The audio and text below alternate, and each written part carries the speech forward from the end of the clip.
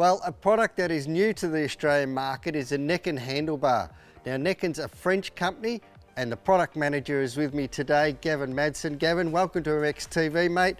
Tell us all about the Neken Handle Bar. Yeah, well, the Neken Handle Bar in the SFH smooth feeling handlebar has been in Australia now for about 18 months. Big difference between this and a standard contour bar like what we're all used to is instead of a 7/8 or 22mm bar end, it's a smaller diameter, it's now 18mm.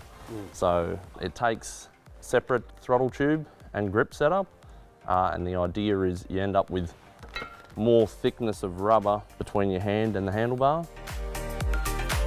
It's pretty cool that they've got these sort of different colorways that come with the bars as well. Yeah, it's so available in 4 different bends and then a variety of different colours. That way you can customise it. You know, we're all spending big money on sticker kits and trying to look different, and this is one way that we can do it, and it's relatively cheap.